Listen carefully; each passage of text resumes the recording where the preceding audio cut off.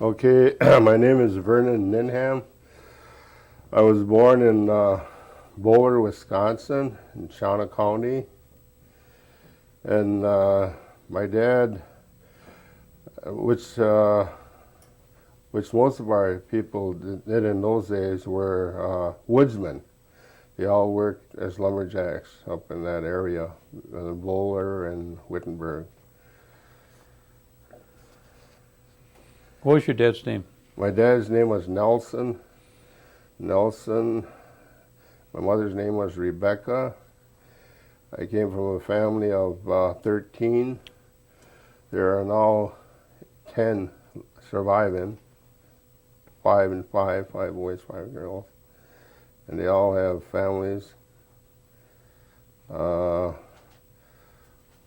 One of my brothers lives in Lafayette, Indiana. He's a truck driver. He hauls cars all over the United States, the East Coast and out to New Mexico, places like that. And most of the family lives around here. I have one brother that lives in Milwaukee. My brother Harold lives in Milwaukee. He has a large family also. Takes after my dad, I guess. How do you understand your family moving up to Taggarton and Boulder? Were they originally from here? Oh yes, they were from here, but I imagine there wasn't too much work around here then, because my grandfather Samuel Schuyler even was worked there, and most of our people did in those days. That would be what, 1920s to 27, somewhere in there, 30 maybe, and they moved. I don't remember that as a child. I just remember being born there. You know, we probably moved right to Oneida right away. Right after then, anyway. And your father worked in the woods, and your mother, was she a housewife, or yeah, did she work out? No, not. No, we're talking about way back in the beginning, right around when I was young. Okay. No, she was mostly a housewife. And out of the 13 children, where were you, the oldest, the middle? Yes, I'm the oldest. You're the oldest. I'm the oldest, and there was three boys they had, and then my sister was the fourth one. And then being the oldest, I accepted quite a bit of responsibility at a young age, you know, and I think that really helped me out later too, you know, because I can still do some of that stuff yet. You did a lot of babysitting then. That for sure. Cooking too. You're a good cook, huh? Well, I wouldn't say that. Now, again, we're talking up in Boulder and Taggarton. Did you go to school up there, or did you move back here first before you went to school? Oh yeah, okay. Well, I remember around moving back to Oneida area, probably around when I was maybe 5 years old, somewhere in there. We lived with my grandma for a while, my grandma and my grandfather, Oscar Archquet. And then my schooling was at St. Joe's Catholic School here in Oneida. I went there for 3 years. And then after, well, there we went to church too. We went to the Roman Catholic Church every morning. They had Mass. And then I remember here, we used to come to church here at Holy Apostles, but then there was a priest here with 3 teenage children. There was 2 girls and 2 boys, and they went to the school over here at the mission. And then when Father Christian came, then my mother sent us down here to the mission school. At that time, there were quite a few of the Oneidas that went to the Catholic school, including Archie. He used to go to, they interviewed him recently, and there were quite a few other ones there. And then, well, I graduated here from the 8th grade, and then Father Christian sent a few of us down to St. Andrews, Tennessee. That's near Sewanee.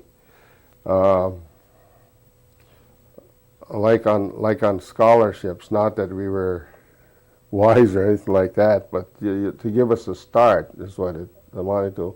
And then there was also a school in Patterson, North Carolina, which a few of our guys went to school there. And well, from there, well, I'll go back a little. Like when my mom sent me to St. Joseph, she kept me back 2 years. The reason was that to go with my brother when he went to school, so that kept me back all the way right through high school.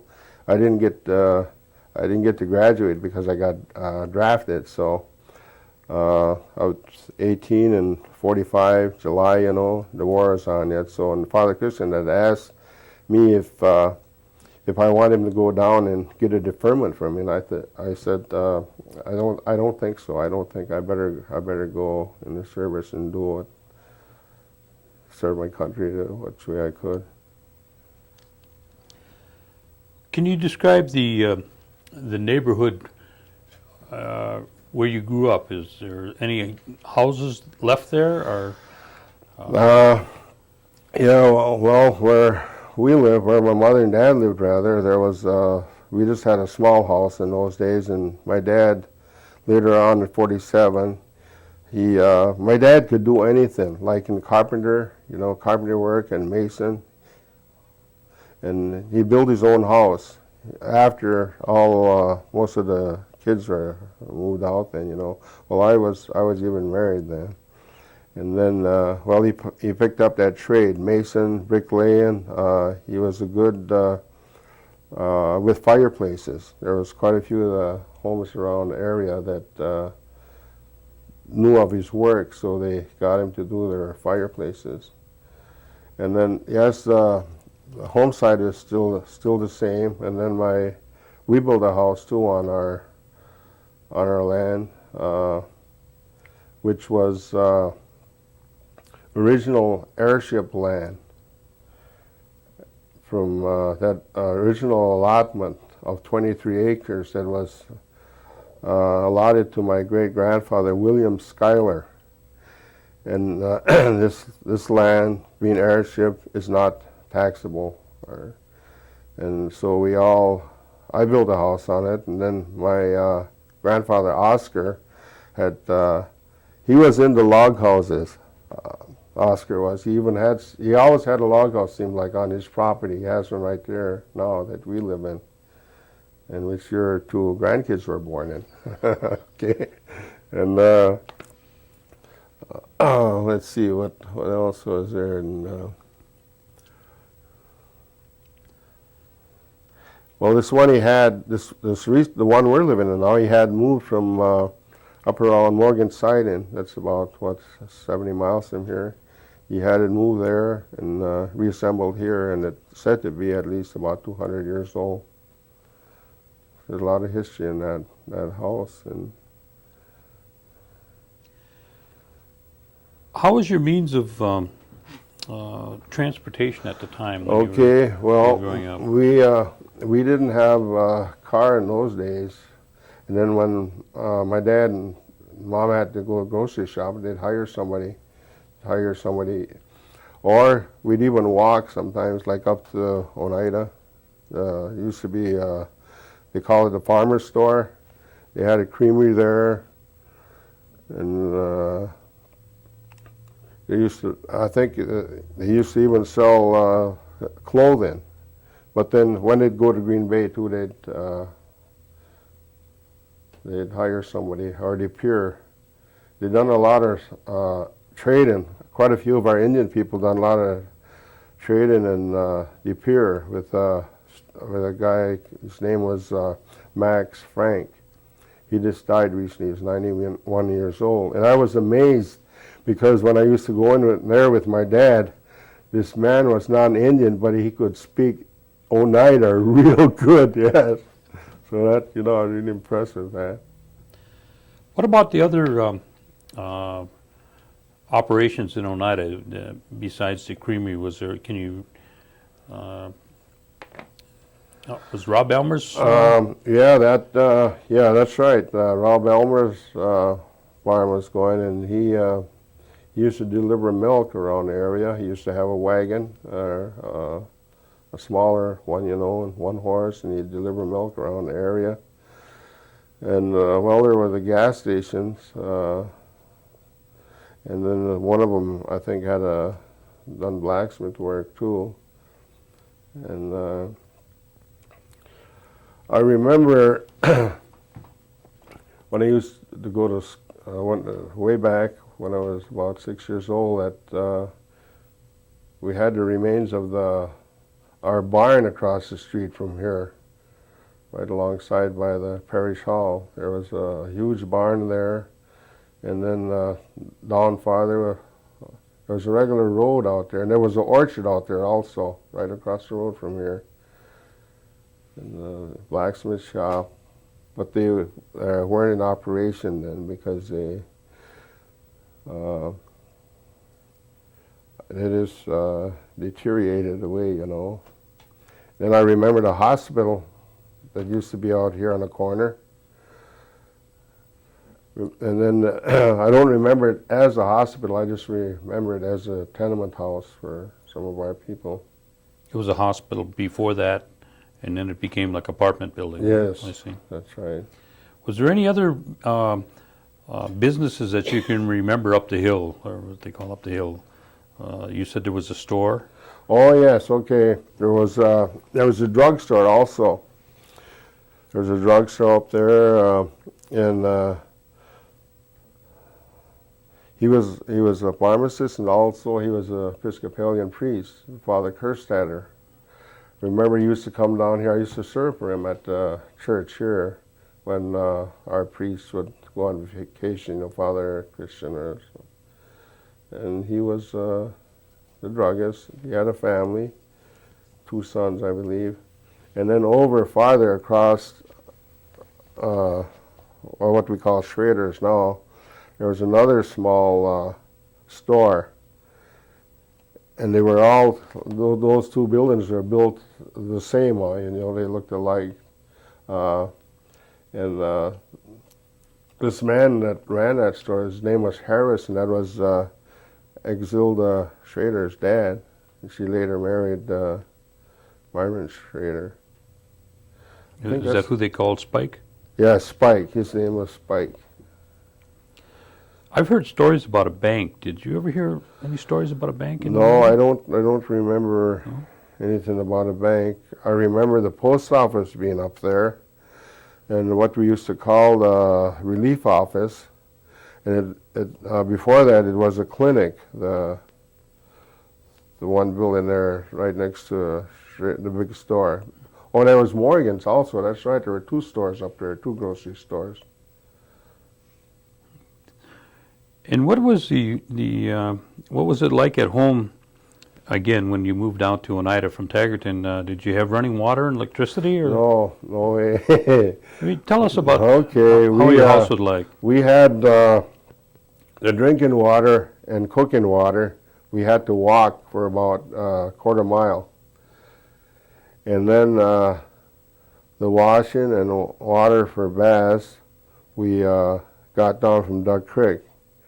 And at that time, it was a little deeper now than it is now. And we had some, what we call holes, deeper spots in a creek. And in the wintertime, we'd have to chop holes in the ice to get the water. And then we had a coal and wood stove heater, and a kerosene lamp, and also a kerosene stove. And then we had to heat the water. And then not having a car, we had to, my mom and I sometimes would, in the wintertime, we'd pull a bobsled, a homemade sled that our people used to make, up to Schrader's to get coal, and then pull it back on the ice. And also we used to chop wood too, out of the woods that they have back there. So you used wood and coal for your... Yes, for the heater. Now you said that at that time Duck Creek was a little bit deeper than what it is now. Yes, it was. Did you? Was there any amount of fishing that were done in the creek that you can remember? Yes, before they put the dam in down at Hampton Park, the fish used to come up this far, and we used to catch what we call chubs. Chubs are shiners, and right along the creek, and then the suckers used to come up too, right below our place. Well, not right directly below, but maybe a mile or so east of us there. And they used to always come up, and I used to go with my dad, and they used to fish at night with lanterns. They had reflectors on their kerosene lanterns, and they had the spears, homemade spears, which they made out of pitchforks, and foraged them themselves and everything like that. They carried a gunny sack tied around their shoulder, and they speared his fish. You could just see them in the rapids, and this all I had to do was spear them. Vernon, tell me about what a sucker run would mean to you when the suckers start coming up. Okay. Well, in those days, like I said, when they'd come up, you'd see them in the rapids, and our young men and my dad and the people would get the suckers, and then some used to salt them in barrels and with salt in the barrel, and then the same way they done with pickles too and stuff like that. Okay. And then they used to dry them too. And you say something about, we always tease one another about this, we'll say, well, the suckers are running out, do you want some sucker heads, So actually that's, I ate them myself, the sucker heads, but they would boil them, but there was always meat behind, right on the fish's back, where you cut into the head, there was fish there. And there was different things on it you could eat, and it was really good too. I remember those. Those sucker heads were a delicacy then to you. Yeah. Okay. Now, did you mentioned that everybody went to church, but why don't you kind of give me a typical Sunday at home? You'd get up in the morning and you'd have to finish your chores, but what would it be like on Sunday? What would happen? Okay, when we used to come, well, first of all, let me start with, when we came to school here, we used to go to church every day here to like the St. Joseph's. But then I didn't come to church too much as a family then. There were just my mom and dad and probably four. And we didn't come too much, we'd come once in a while. And then I got involved in church when I was I got confirmed when I was 12, and then I got interested in serving at the altar.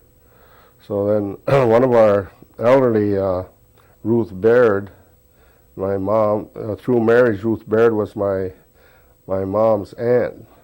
Okay, so I had talked about serving. She said, well, Father Christian would be glad to have you, asked him. So sure, come right on. So I ended up serving about 50 years or so, something like that. So then our church is different then because my son served also. We put in quite a few years with church. During your years when you were growing up, did your parents speak the Oneida language?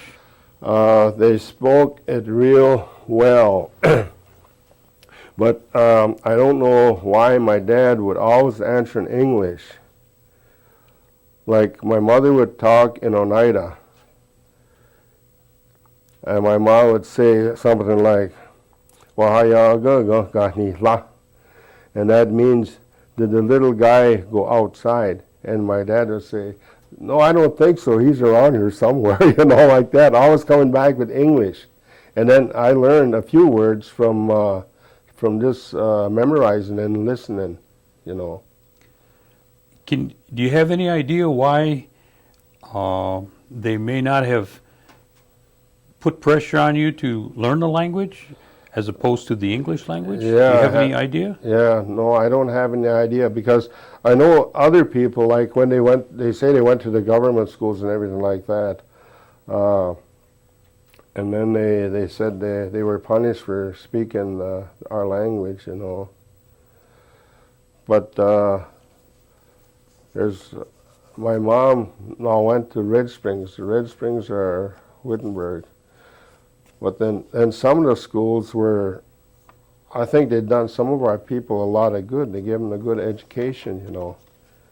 And that's on my wife's side, on the Wheelock side. My wife's mother was really, well, I don't know if she went to high school or not, but they were pretty smart people. And they learned. And they never spoke Oneida. None of but then the grandma did. Now my wife's grandma spoke Oneida and wrote it. She wrote it real well. Your grandmother? My wife's grandma. My wife's Oh, grandma, Lena Wheelock, her name was. Where was she educated at? No, I don't know about her. Oh yes, I do too. She went to Carlisle. That's a big one down in Pennsylvania. Yeah, she went there, and that's where she married Martin Wheelock, and he was one of our Oneida football players. Tell me, did you see any significant change or have any special ways on Christmas or New Year's or 4th of July or Easter that you can remember that your family might do? Yeah, well, we did come to church, midnight mass, and then I remember the time when we had sisters here. This was a former convent. They had sisters. Sister Amy was, I remember her real well. And every Christmas, see, they used to get a lot of clothes here. And some would be donated, and they were different, everything. We used to get blankets and any kind of clothes you had. And what the sisters would do is every Christmas they'd get all these clothes together and give them to our people. They used to call them bundles. So they would distribute them on, say, Christmas Day or something like that, and the church would be full. I remember that real well. What do you remember about Hoyaning? Well, Hoyaning, I remember that real well too. We used to go out every early in the morning. We used to come from our house where we lived, right down by the creek, and there weren't too many houses north of us, so we'd come like up to Oneida and then over on Shenandoah and down Ridge Road. And then south here on E, about 5 miles altogether one way, and my brothers and then neighbor kids and us would go. And the thing about it is that there were quite a few of the non-Indians that believed in it, like Rob Elmer from and Van Laarhoven down E, because all the kids would come there, and say Hoyan, and then they'd come on in, give us a cup of cocoa, hot cocoa or something like that, and visit a little. Well, at that time, would your transportation be walking? Oh yes, Yeah. we walked. Yeah, we walked a lot. It must have been pretty cold on some of those days. It was cold because we lived on a ridge. We walked a ridge but we didn't notice it because everybody was in the same situation. Never heard of school buses in those days. When somebody got sick at home, how would you handle the situation? Okay, Dr. Hill was here, so if we'd either get her She never had a car, so my dad, and if we didn't have a car at the time, we'd hire somebody to go get her to come over. And she came over to deliver about a couple of my brothers or sisters too. And if something was like when I was about 13 or so, I had a appendix operation, and we went through Dr. Hill, and they saw that I got to Green Bay and had the surgery done there. And then my mother, and she was expecting two of my brothers or sisters, had to go to Tomah, Wisconsin, and then she was there for a couple of weeks or so. Do you know why they would have to go to such a long way? I have no idea. I have no idea. I've never, and the hospital's being right here. Well, for one thing, there wasn't any money, no money, so it had to be paid, and there was no assistance or anything like that then. Well, was the hospital in Tomah, was that a government hospital? Or? Yes, that's why. What about any other kind of medicines or home remedies? Did you have anything that you used if you didn't need a doctor? Or if, okay, well, for colds we always had Vicks Vapor Rub, and if we had a chest cold, we'd rub it on our chest and put a hot flannel against it, There was even for earache, you'd rub it behind your ear and side, and then put that on. Well, then small cuts and abrasions that they just take care of ourselves. There's only one Indian medicine that I know of that my grandma used, was called golden threads. The golden thread was, well, first it was dried, and then boiled. Then you drink the tea. It'd be like tea, and then you drink that. That was good for fever. And you had. Did you learn how to make it? No, I didn't. Now, you said you went to the Oneida Mission. What grades were at the mission? Okay, the grades here were 1 to 8. At one time I came here as a visitor with my aunt, and I remember they served cocoa, hot cocoa, in metal cups. I remember that real well. They had a stove right in the one room. That would be on the west, the south wing of the school right now that stands across the street. And then we had one teacher, Miss Cornelius, her name was. And she had a sister that, Lavinia, I believe Lavinia was her sister, and she was really active in the church, I remember. And then later on, across the street, they had a school in the other wing, on the north wing of the parish hall there. And then that was 6th to the 8th grade then. What would be your guess of the attendance of how many students would be going there at a given time when you were, that you can remember? Quite a few, at least about 50, I would say 50 or 60, maybe 60 about. Now, you said that you finished, you were still in school when you were drafted. Right. Can you give us any stories about your time in the military?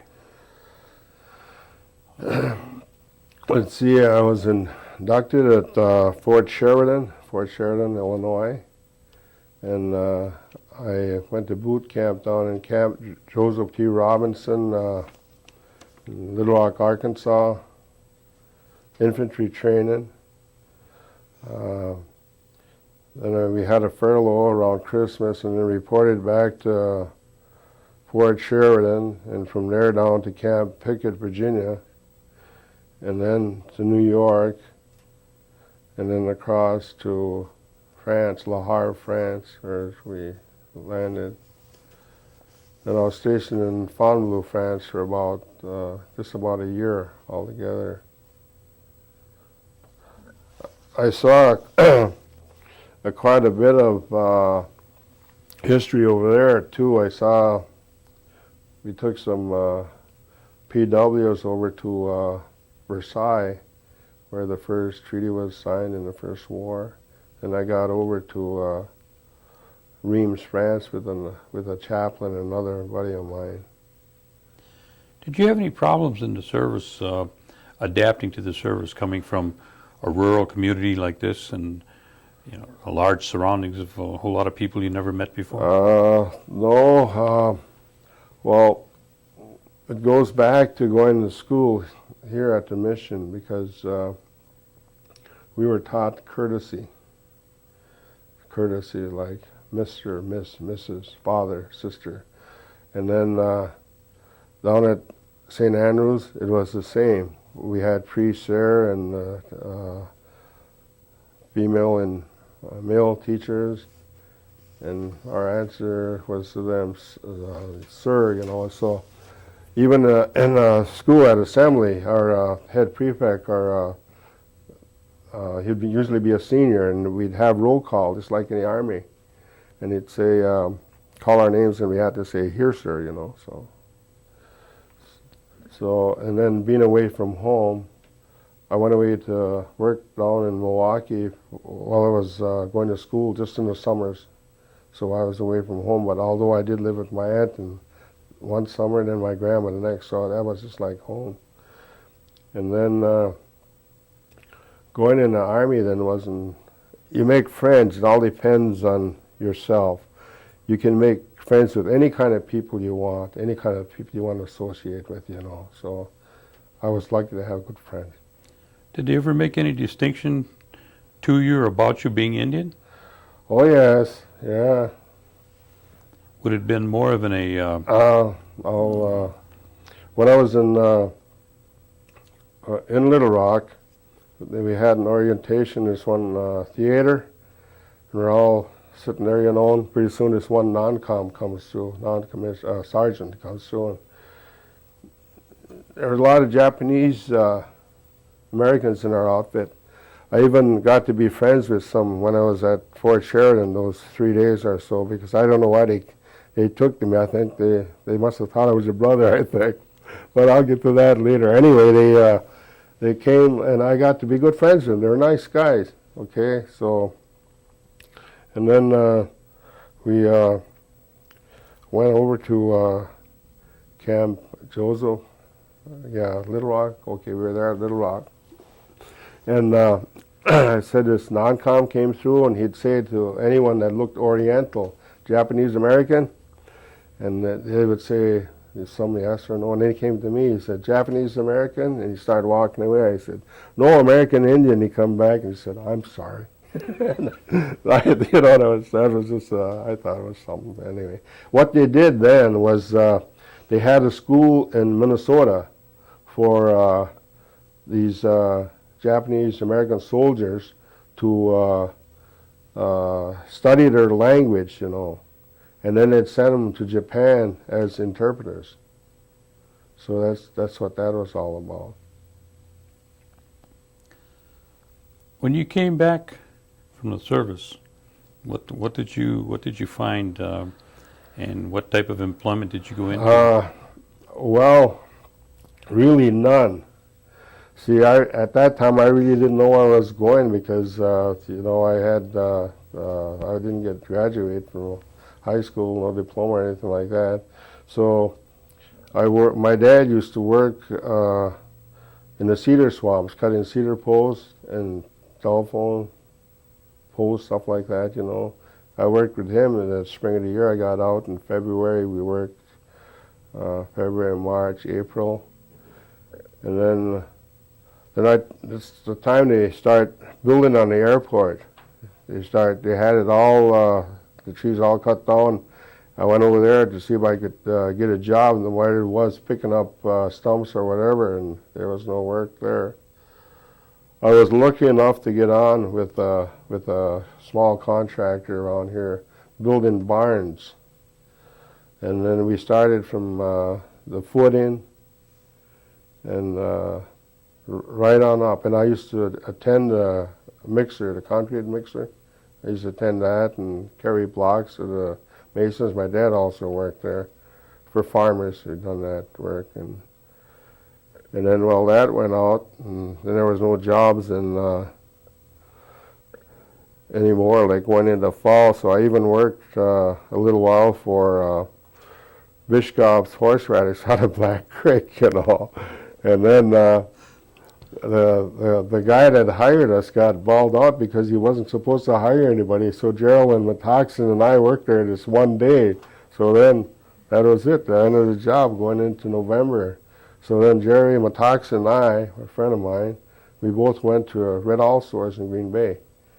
And we asked for a job there, and the superintendent says, "Oh, we haven't got nothing. Come back in a week or so." So Jerry and I came back the next day, and we sitting out there and asked him about a job. I don't know, he said.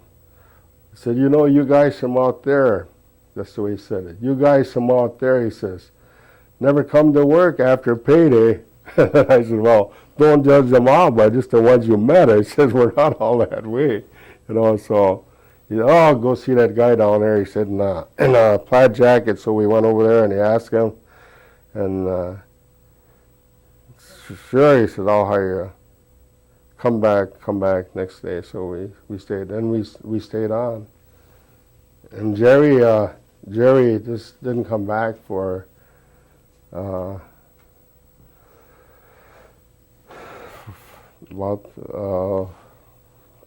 he didn't even come back anyway, and they're asking for him, you know, and I'm trying to get him back, but he figured he'd get balled out, you know, for taking off from work. And so anyway, I just stayed on. I ended up working for them 37 years. So you did come back after payday. Yeah, yeah, right. And then I worked in the warehouse for 3 years, and until I was 23. Then I got married. Then I got on the trucks, and my boss, this guy that hired us, put me out on the breaking me in to drive trucks, straight jobs. Eventually, 5-axle ones I got onto. So that's what I'd done right up till I retired in '84. You got married. What was your wife's name? Or what is your wife's name? Joycelyn Moon, her name was. Yeah, we got married in 50, going on, 46 years now on October 14th. We have, I gotta see how many kids we got here. I only got 3. Should have lost my train of thought. We got 3 sons, and we have 6 grandkids, 3 boys and 3 girls. Our son Paul graduated from Arizona State, and he's with Recreation. Can I take a break for a while? Sure. You want something to drink?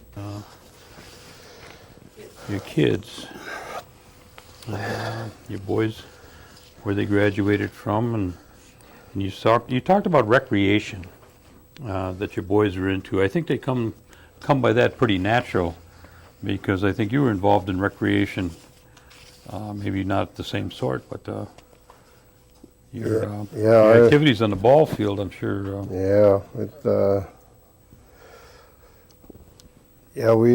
We played ball on at the United Field. Well, like I said before, there was a ball team here years ago, and by years ago I mean before 1940. There were different leagues around, like here behind Firm's Bar, right down here on 54, and Vans Valley, and my wife's dad used to play. He was a catcher, and Clifford Doxier and my dad used to play too. Okay, so then when the war came, then there wasn't, just like the big leagues there, they took a lot of players, well, they took all of ours. And we didn't start up playing ball again until 47, when quite a few of us came back from the service, and they organized some more ball teams. We had, at one time, I think we had about 5 teams out here. And we belonged to the Green Bay League. Really, we used to get the fans here too. We had later on we had the field over here behind the church, and we'd get fans and parking the cars along the fence there and up on the hills and all over. That used to be the big thing then for the watching ball games. Started out when most of us got out of service, then we started playing over behind August Firm's Tavern. There was a ball field there, so everybody just pitched in and worked it up good. And there were, well, I remember playing against your dad, Lee McLester, and George House and guys like that, and Roy House. These guys were they were combat vets, so they're a little older than we were. I went in on the tail end of the war, so I was a little younger than them. So that was that was the beginning of it, anyway. How you played quite a long time, though. Yeah, I played about 15 years or so, something like that, and then I retired and came back. They called you out of retirement? 38, yeah. I didn't think I could play it again after I was 38 years old, because I guess you're still in your prime yet. Why don't you tell us a story about when you were in your prime at 38, you come out of retirement, and you're playing in Black Creek. Playing what? Okay. I'll use different words this time. We were playing this one team in Black Creek, and this one day I had a good day. Anyway, I made a couple catches, got a couple of nice hits, and then this one friend of mine, Winnie Thomas, was sitting with the fans anyway. And when I came up to bat this one time, there was a couple young girls sitting there, and they said, "Boy, that guy's good." And then I took my cap off, and they all start screaming.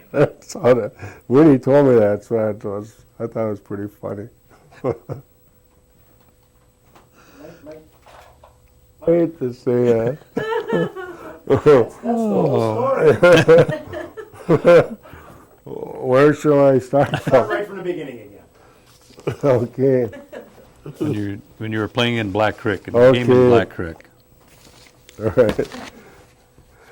I remember this one time we had a game at Black Creek, and we had a real good game going here anyway. And this one time anyway, I had a couple of good hits, and I made some running catches out there, and when I came up to bat, anyway, one of my friends, Winifred Thomas, told me this later. She said there was a couple young girls sitting there, and they said, "Hey, that guy's cute." And then I perspire a lot, so I just happened to take my cap off and wipe my head, and these girls screamed. What did they say when they screamed? they just screamed, "Oh, yeah, he's bald." Okay. You were saying that earlier that you had spent a lot of time working in the church and serving. Did you always, were your the amount of time, or when you did your serving, was it all at the Episcopal Church, or was there? Yes, for quite a few years, and then I had both my sons, all three of my sons were served at one time. I remember when Father Weston was here in 1975, he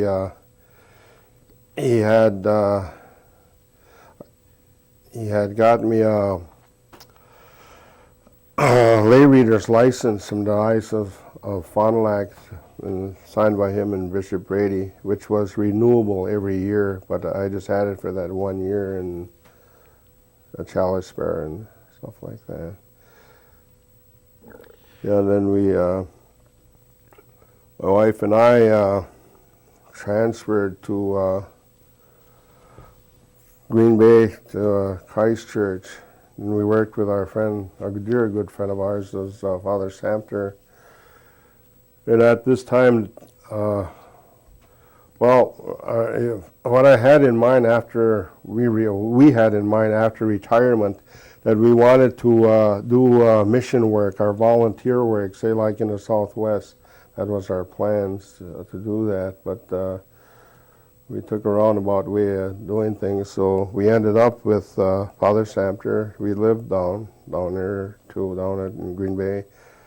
We worked with our Hmong people, Asian refugees. We helped relocate them, do the field work, get the clothing, apartments, and whatever have to do to get them settled. And we sponsored quite a few in baptism also. And then anyway, that all, I don't want to get into that too much, so. Now, in the religions, have you seen different religions here among the Oneidas in terms of the different churches and what they call the old ways? And is there anything that, as an example, the Longhouse has started to, make a comeback now? Yeah. And what's your view on this situation in regard to that, and the way you see, the way you've seen it and what you're presently seeing? Can you care to comment on that? Okay. If I can. if you feel it's going to be controversial, you don't have to say anything. Let's. I'm just trying to think. I Okay, do that okay. sometimes. I don't understand it. Let's say I don't understand it that much, but at the same token, I can relate to it, because like with our I won't say their because it's us too. I can relate to the smoke that they have. Like the cleansing. They do this with sage, and there's something else that they burn. We do it at our house even. And then I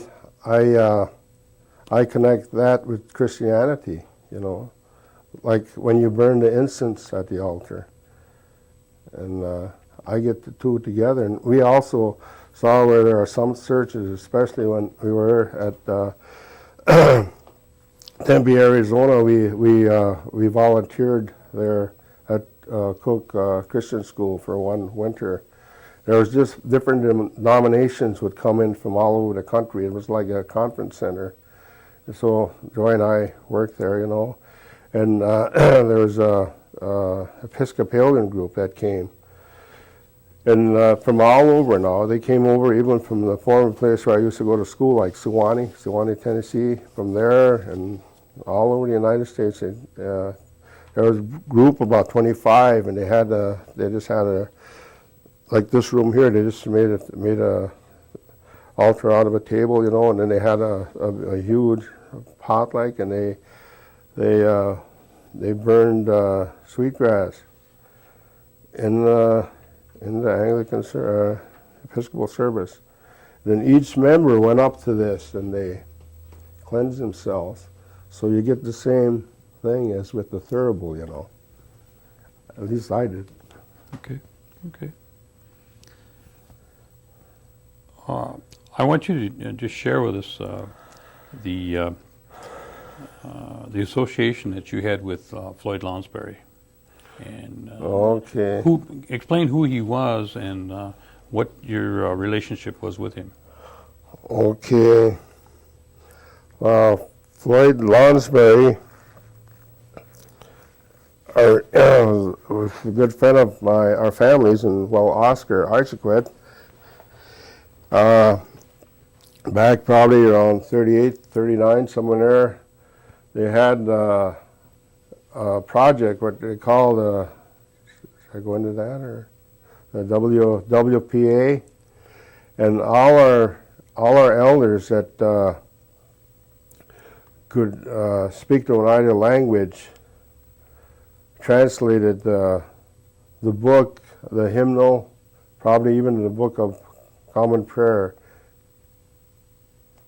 mostly the hymns into Oneida. I would say the hymns because Eliezer Williams transferred English into Mohawk, and then our tribe, Oscar, and our elders transferred Mohawk into Oneida. I remember that Oscar was one that translated the tedium into the Oneida language. And I think at the time Floyd Lonsberry was out of the University of Wisconsin. And he, being a linguist, he was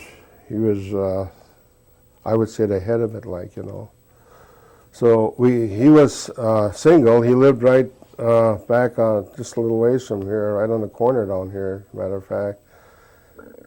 And excuse me. And we, my brothers and I, would take him to the movies probably once a week, okay? And the reason behind this is because I was about 13 or 14 and he'd let me drive his car, you know? So I used to drive this 31 Shiv, you know, with the mounted tires on each side, you know, and we used to go to the movies in De Pere. And then I found out later that he didn't enjoy the movies we liked to watch was, you know, Cowboys and Indians, you know, because at that time we were cowboys, you know. You know, when we'd play Cowboys and Indians, we'd be the cowboys. So he didn't like the way at that time how the Indians were treated on. Okay, so we didn't think that deep, you know. And then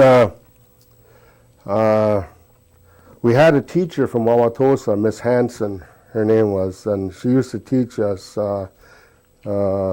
6 to 8, I think it was. And she was here during the time of Father Christian, and she was a good friend of ours, our family, and she was the one that helped start the hot lunch project for the school. And we'd have hot lunches every day, okay? So our Floyd Lonsberry, they were kind of sweet on one another. So Oscar's Indian name to him was Hadanatse. Hadanatse, and that means lunch, you know? So we got a big kick out of that anyway. I just recently met Floyd Lonsberry again at the Radisson. I'd say about, 5 years ago or something like that. And he remembered me because I kidded him anyway because he was bald then, you know. And I said to him, Yatsigoli Hadanatsi, you know, and he took my cap off and he said, see what happens to me when I spend so much time with you, you know. I guess he was a professor at Yale.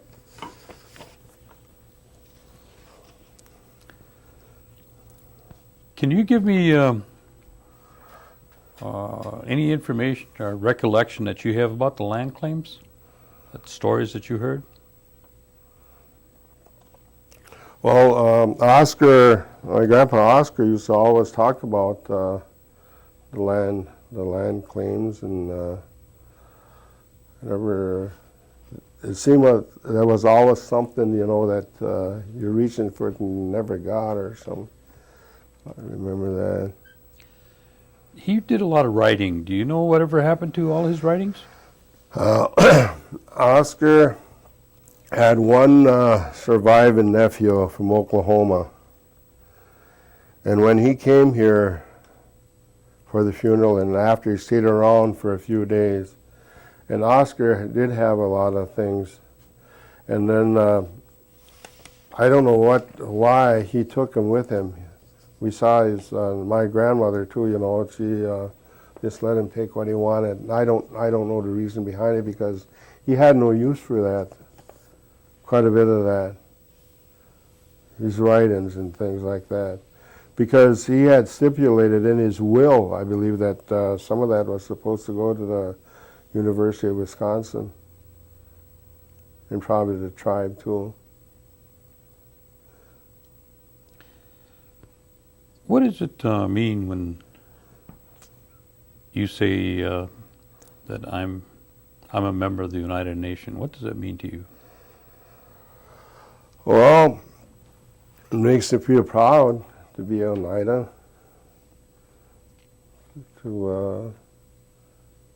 this makes me feel proud, feel good all about it.